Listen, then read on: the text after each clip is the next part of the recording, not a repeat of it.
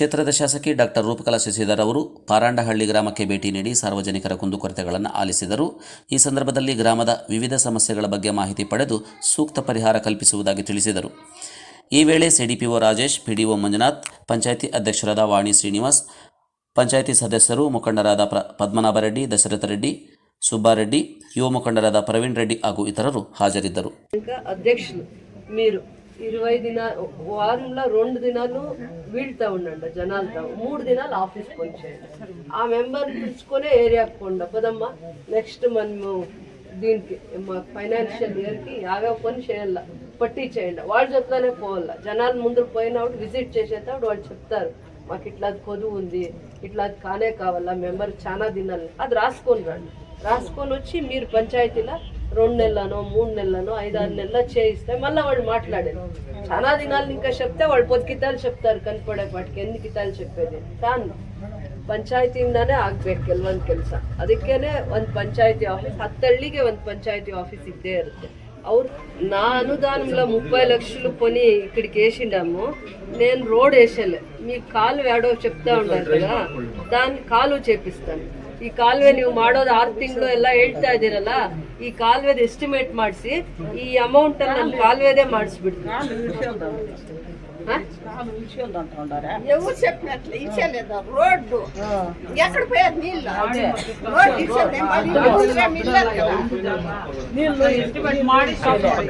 ಒಂದ್ ಕೆಲಸ ಮಾಡಿ, ಎಲ್ಲಾದ್ರೂ ಕಾಲುವೆ ಮಾಡ್ಬೇಕಂದ್ರೆ ಊರವ್ರನ್ನ ಫಸ್ಟ್ ತಾಳ್ಮೆಯಿಂದ ಕೂರ್ಸಿ. ನೀವು ఇవరొంది ఏడోదు అవరొంది ఏడోదు చూడమ్మా, 30 లక్షలు నా అనుదానమే ఉంది, నేను దాన్ని రోడ్ చేసేలే. మీరు కాలు తొందర ఉంది, మళ్ళా వాన్ వస్తే మా ఇంటి మీద నీళ్లు ఉంది, మీరు అందరూ సరుచుకొని కాలు జాగా ఇడల్ల. ఎవరు సొత్తో నాకు తెలీదు. కాలు పోయే జాగా ఉందా? ఎవరింటోళ్ళన్నా కానీ నిలుచుకొని నా ఇంటికి అనుకూలం కానీ పక్కింటికి అనుకూలం కానీ అని అందరూ కాలు విడిపియాల. మీరు వచ్చి కాలు విడిపిస్తే వాళ్ళతో పని తీస్తారు, ದುಡ್లుంది. ಅದು ಇಲ್ಲಿ ಅಲ್ಲ, ನೀವು ಪಂಚಾಯತಿಯಲ್ಲಿ ಮೆಂಬರ್ ಅಲ್ವಾ, ನೀವು ಎಲ್ಲಿ ಕೂತ್ಕೊಂಡು ಮಾತಾಡ್ಕೋಬೇಕು? ಅದನ್ನ ಕಸ ಗುಡಿಸೋರು ಒಬ್ಬರೇ ಇದ್ದಾರೆ ಅಂತ ಎಲ್ಲಿ ಮಾತಾಡ್ಕೋಬೇಕು? ನೀವು ಇನ್ನೂ ಜಾಸ್ತಿ ಬೇಕಂದ್ರೆ ಎಲ್ಲಿ ಮಾತಾಡ್ಕೋಬೇಕು? ನಿಮ್ಮ ಡ್ಯೂಟಿ ಸೇಮ್. ನೀವು ಪಬ್ಲಿಕ್ ಆದ್ರೆ ಇಲ್ಲೇ ಮಾತಾಡ್ಲಿ, ನಾನು ಅವ್ರಿಗೆ ಉತ್ತರ ಕೊಡ್ತೀನಿ. ನೀವೆಲ್ಲ ಮೆಂಬರ್ಸ್, ಜನ ನಿಮ್ಮನ್ನು ಗೆಲ್ಸಿದಾರ, ಅವ್ರ ಸಮಸ್ಯೆಗಳನ್ನ ನೋಡ್ಲಿ ಅಂತ.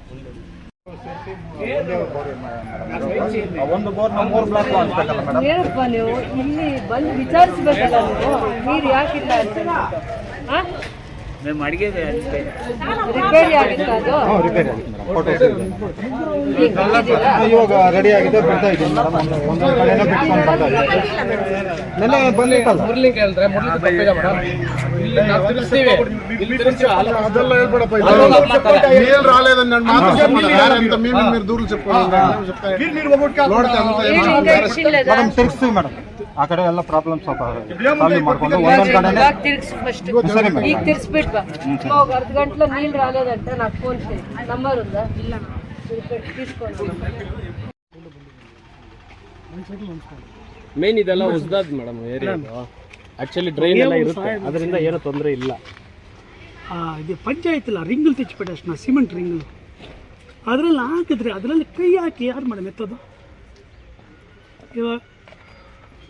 మంజన మీరు యోచన చేయండి. ఇప్పుడు మీరు ఆఫీసర్లు మీరు చేయగలదు, ఎవరో పొన్నోడు చేసేది. ఇప్పుడు మీరు ఆడ పెట్టినారు, హైట్ తక్కువ, దాంట్లో ఎలకలు పోతుంది. ఎలకలు పోతే రేపు పాములు పోతుంది. వాడు ఎట్లా సీఎస్ ఎత్తేది చెప్పండి? ఎవడన్నా సిచ్చిపోతే అప్పుడు మేడం దాన్ని తప్పు వస్తుందే. ఏమన్నా పంచాయతీ ఎట్లా పంచాయతీ ఇది వచ్చేసి ఈ ఊరికి పోయి మీరు ఏదన్నా ఒకటి ఏమన్నా జాక్ టైప్ ఏమన్నా పెట్టుకుంటా కేజీఎఫ్లో పెట్టిన మాదిరి. ఇంకా మా ఎప్పటి కాలంలో పోయినారు 30 ఏళ్ళ రింగులు తెచ్చి పెట్టుకొని. మేడం వాళ్ళ కాలంలో హైటెక్ రావాల. నేను చెప్తాను కదా, పొదువుగా మీరు యోచన చేయండి అందరూ. రేపు మా మేడం వాళ్ళకి చెడ్డ పేరు రాకుండా నేను చెప్పింది సత్యం. ప్రకాష్ ముందు చెప్తావా, నువ్వు అడిగిడు రమ్మా అని. ఏమా ప్రకాశ?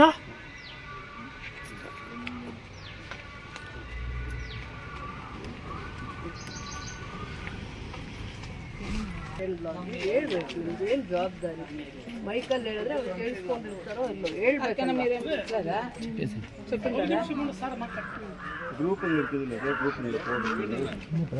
ಅವರೇ ಹೇಳಿದ್ರು ಏನೂ ಕೆಲಸ ಆಗ್ತಾ ಇಲ್ಲ ಪಾರಂಡಳ್ಳಿಯಲ್ಲಿ, ಏನೂ ಕೆಲಸ ಆಗ್ತಾ. ಇವರು ನನ್ನ ಬ್ಲಾಕಲ್ಲಿ ಏನೂ ಕೆಲಸ ತೊಂದರೆನೇ ಇಲ್ಲ, ಅಷ್ಟು ಚೆನ್ನಾಗಿ ಇಟ್ಕೊಂಡಿದ್ದೀನಿ ಅಂತ ಇವರು. ಹೇಳಿ ಮೇಡಮ್, ಪಬ್ಲಿಕ್ ನಾನು ಹೇಳೋದು ಬೇಕಾಗಿಲ್ಲ ಮೇಡಮ್. ಇಲ್ಲಿ ಎಂಟೈರ್ ಪಾರಂಡಳ್ಳಿಗೆ 3 ಬ್ಲಾಕು ಸೇರಿ ಒಂದೇ ಒಂದು ಡ್ರೈನೇಜ್ ಫಿಲ್ ಮಾಡೋದು. ಅವರು ಒಂದು ತಿಂಗಳಿಗೆ ಒಂದ್ಸಲಿ ಕೂಡ ಒಂದು ಶೀಟಿಗೆ ಸಿಕ್ಕೋದಿಲ್ಲ. ಆ ಥರ ಅವ್ರಿಗೆ ಅಷ್ಟು ಶೀಟ್ಗಳಿದೆ, ಅವ್ರು ಕವರ್ ಮಾಡೋಕ್ಕೆ ಹೋಗ್ತಾ ಇಲ್ಲ. ಅದು ಮಾತ್ರ ಒಂದು ಇಬ್ಬರಿಗೆ ಪ್ರಾಬ್ಲಮ್ ಆಗುತ್ತೆ. ಮತ್ತು ಬೋರ್ ಕೂಡ ಮೇಡಮ್ ಇಲ್ಲಿರೋ ನಾನು ತಮ್ಮ ಹತ್ರ 2-3 ಸರಿ ರಿಕ್ವೆಸ್ಟ್ ಮಾಡಿದ್ದೀನಿ. ಇಲ್ಲಿರೋದು ಬೋರ್ 3 ಬೋರ್ ಇದೆ. ಒಂದು ಬೋರ್ ಫಸ್ಟ್ ಬ್ಲಾಕ್ ಟ್ಯಾಂಕಿಗೆ ಹೋಗ್ತಾ ಇದೆ, ಇನ್ನೊಂದು ಬೋರ್ ಸೆಕೆಂಡ್ ಬ್ಲಾಕ್ ಹೋಗ್ತಾ ಇದೆ. ಒಂದೇ ಬೋರ್ ಇದೆ ಎಂಟೈರ್. ಅದು ಮುಂಚೆ ಡೆವಲಪ್ ಆಗಿಲ್ಲ ಏರಿಯಾ, ಒಂದು ಬೋರ್ ಮ್ಯಾನೇಜ್ ಆಗ್ತಾ ಇತ್ತು. ಇವಾಗ ಇಲ್ಲಿ ಲೇಔಟ್ ಇರೋ ಒಂದೇ ಬೋರ್ ಮೇಡಮ್ ಎಂಟೈರ್ 3rd ಬ್ಲಾಕ್ಗೆ ಯೂಸ್ ಆಗ್ತದೆ. 4 ರೋಡ್ಗೆ ಮಾತ್ರ ಪೆಟ್ ಟ್ಯಾಂಕ್ ಮೇಲ್ಗಡೆ ಇರೋದು ಮೇಡಮ್ ಮಸೀದಿಯಿಂದ ಆ ಕಡೆ ರೋಡ್ ಇದೆಯಲ್ಲ, ಅದಕ್ಕೆ ಫಸ್ಟ್ ಬ್ಲಾಕ್ ಟ್ಯಾಂಕಿಂದ ಹೋಗ್ತಾ ಇದೆ 4 ರೋಡಿಗೆ. ಎಲ್ಲದಕ್ಕೆ ಇದು ಒಂದೇ ಬೋರ್ ಮೇಡಮ್. ಇದು ಬೋರ್ ಏನಾದರೂ ಪ್ರಾಬ್ಲಮ್ ಆಯ್ತು 15 ದಿವಸ 20 ದಿವಸ ಯಾರು ಮನೆ ನೀರು ಬರೋದಿಲ್ಲ. ಒಂದು ಬೋರ್ಗೆ ಒಂದು ಪ್ರಾವಿಷನ್ ಮಾಡ್ತೀವಿ. 3 ಬೋರಲ್ಲಿ ಒಂದು ಬೋರು ಸೆಕೆಂಡ್ ಬ್ಲಾಕ್ ಹೋಗ್ತಾ ಇದೆ, ಒಂದು ಬೋರು ಫಸ್ಟ್ ಬ್ಲಾಕ್ ಹೋಗ್ತಾ ಇದೆ. ನಿಮಗೆ ಪನಿಷ್ಮೆಂಟ್ ಕೊಡ್ಬೋದಾ? ಚೌಲ್ಟ್ರಿಗೆ ನೀರು ನಾನು ಚೌಟ್ರಿಗೆ ಹೋಗ್ತಾ ಇಲ್ಲ, ಮನೆಯಲ್ಲ ಕಂಪ್ಲೇಂಟ್ ಆಯ್ತು ಅಂತ ಹೇಳ್ಬಿಟ್ಟು ಎಲ್ಲರೂ ಜನ ಹೋಗಿ ಮೋಟರ್ ಆಫ್ ಮಾಡಿ ಆನ್ ಮಾಡಿ ಒಂದು 20 ಜನ ಹೋಗಿದ್ವಿ. ಅಲ್ಲಿ ನಿಂತ್ಕೊಂಡು ಮೋಟರ್ ಆಫ್ ಮಾಡಿಸಿ ಆನ್ ಮಾಡಿಸಿ ಎಲ್ಲ ಮಾಡಿದ್ರು. ಅಲ್ಲಿ ಚೌಟ್ರಿಗೆ ಯಾವುದೇ ಕನೆಕ್ಷನ್ ಬರ್ತಾ ಇಲ್ಲ ಅಲ್ಲಿಂದ. ನಮಗೂ ಅದು ಅನುಮಾನ ಇತ್ತು, ಅಲ್ಲಿ ಲೀಕೇಜ್ ಜಾಸ್ತಿ ಇದೆ ಅಂತ ಹೇಳ್ಬಿಟ್ಟು ಅಲ್ಲ ಒಂದು 20 ಜನನ ಕರ್ಸ್ಕೊಂಡು ಹೋಗಿದ್ರು. ಮೇಡಮ್ ಅವ್ರು ಕನೆಕ್ಷನ್ ಕೊಟ್ಟಿದ್ದಾರೆ ಮನೆಗೆ. ಈಗ ತಪ್ಪವ್ರು ಇಷ್ಟ ಹಾಕಿದ್ದಾರೆ ಅವ್ರ ಮನೆಗೆ ನೀರು ಅಂತ ತುಂಬ ಇದೆ ಮೇಡಮ್.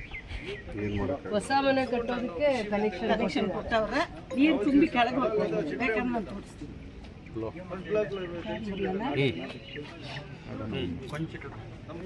పై చూడాలని చెప్పినాం కదా నీకు నేను నైట్లో వేసుకునేస్తే పొద్దున్న పై చూసి మాకు చెప్పాలా నువ్వు అప్పుడు 11 గంటలకు మీరు ఫస్ట్ బ్లాక్ 3rd బ్లాక్ రెండు నేనే చూసుకుంటాను. 2 బ్లాకులు నేను ఒకటే చూసుకుంటాను. అన్ని పక్కలకి పరాడుకొని ఉండే ಸ್ಟಾಫ್ ಪ್ರಾಪರ್ ಆಗಿ ಮೇಡಮ್. ಗಾರ್ಬೇಜ್ ವೆಹಿಕಲ್ 20 ದಿವಸ 25 ದಿವಸಕ್ಕೆ ಒಂದ್ಸಲಿ ಬರ್ತಾ ಇದೆ ಮೇಡಮ್. ಈಗ ಏನೋ ಒಂದು ವಾರಕ್ಕೆ 10 ದಿವಸಕ್ಕೆ ಒಂದ್ಸಲಿ ಬರ್ತಾ ಇದ್ದಾರೆ. ಮುಂಚೆಲ್ಲ ಬರ್ತಾನೆ ಇರಲಿಲ್ಲ.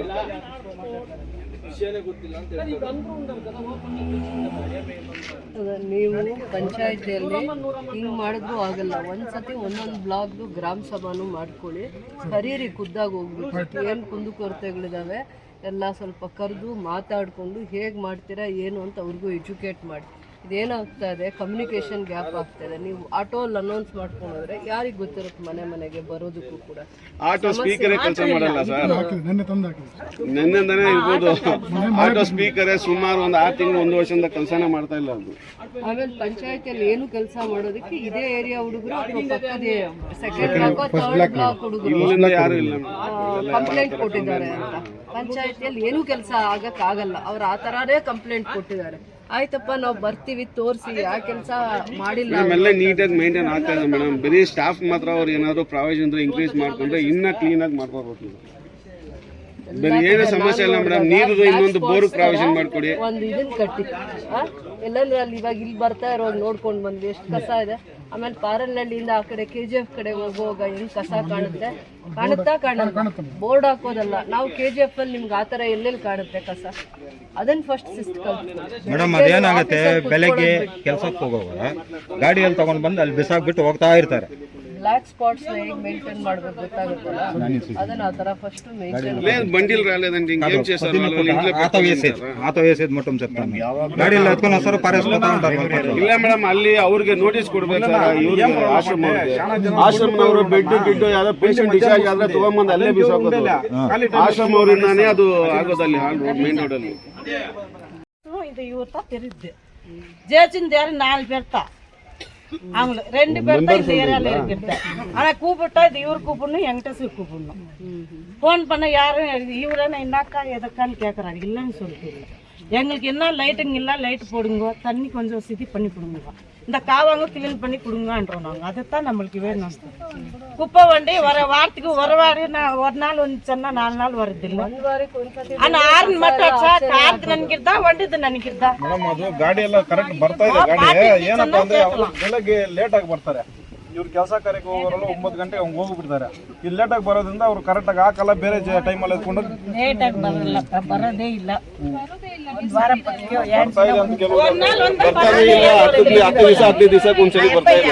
ಯಾಕಡೆ ಕೆಲಸ ಮಾಡ್ಬೇಕು ಅಲ್ಲೇ ಮಾಡ್ಕೊಂತಾರೆ ಅವ್ರ ಬೇರೆ. ನಾನು 20 ಸಲ ಹೇಳಿದ್ದು, ಒಂದು ದಿವಸ ನಮ್ಮ ಮನೆ ಸುಮಾರು ಪೋಲ್ ಒಂದು ದಿನ ಇಷ್ಟೇ ನಾವು ನೋಡ್ಕೊಂಡು ಬಂದ್ವಲ್ಲ, ನಿಮ್ಮ ಅಂಗನವಾಡಿಗೂ ಮತ್ತು ಅವ್ರ ಸ್ಟಾಫ್ ಎಲ್ಲ ಮನೆಗೂ ಹೋಗಿ ನಾವಿಂಥ ದಿನ ಇಲ್ಲಿ ಮತ್ತು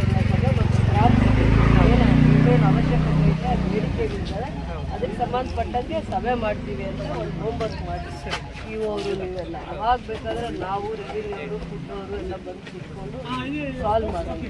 ಅವ್ರು ಇನ್ಫಾರ್ಮ್ ಮಾಡೋದ್ರಲ್ಲಿ செஞ்சூராங்க. நானே ಹೇಳ್ತಾ ಇದ್ದೀನಿ, ಇನ್ಫಾರ್ಮ್ ಮಾಡೋದಕ್ಕೂ ಅವ್ರು ರೆಡಿ ಇಲ್ಲ. మాది రేషన్ కార్డు తమిళనాడుకు ఇచ్చేసుకోండి, మాకు ట్రాన్స్ఫర్ చేసుకోబడుతుంది. ఆడ మాకు సెట్ కాలేదు, వచ్చేసింది. ఇప్పుడు ఇక్కడ కార్డు ఎప్పుడు తెప్పిస్తారు మీరు? సపరేట్ ಕ್ಯಾನ್ಸಲ್ ಮಾಡಿಸಿದೀವಿ ಅಂತ కార్డు ఫుల్ అన్ని హాస్పిటల్ కూడా చూసాయి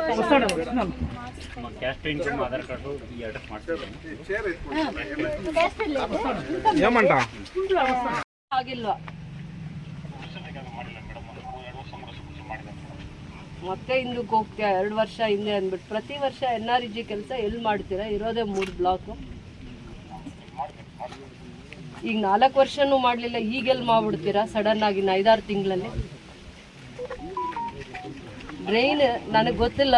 ನೆಕ್ಸ್ಟ್ ನಾನು ಇಲ್ಲಿ ಪಾರಂಡಹಳ್ಳಿ ಮೀಟಿಂಗ್ ಬರೋ ಅಷ್ಟರಲ್ಲಿ 4 ವರ್ಷದಲ್ಲಿ ಪ್ರೋಗ್ರೆಸ್ ರಿಪೋರ್ಟ್ ಬೇಕು. ಪ್ರತಿ ವರ್ಷ ಎಲ್ಲಿ ನೀವು ಕಾಲುವೆಗಳು ಮಾಡಿದ್ದೀರಾ, ಕಾಲುವೆ ಏನು ಕೆಲಸ ಮಾಡಿದ್ದೀರಾ, ರೋಡ್ಸು ಮನೆಗಳ ಹತ್ರ ಸಿಮೆಂಟ್ ರೋಡ್ ಎಲ್ಲ ಹಾಕಿದ್ದೀರಾ, ಕಾಲುವೆಗಳ ಮೇಲೆ ಸ್ಲ್ಯಾಬ್ಸ್ ಎಲ್ಲ ಹಾಕಿದ್ದೀರಾ, ಏನು ವರ್ಕ್ ಮಾಡಿದ್ದೀರಾ, ಪ್ರತಿ ವರ್ಷ ಏನು ಕೆಲಸ ಮಾಡಿದ್ದೀರಾ, ಎಷ್ಟು ವ್ಯಾಲ್ಯೂದ್ ಕೆಲಸ ಮಾಡಿದ್ದೀರಾ NREG ನಂಗೆ ಬೇಕು.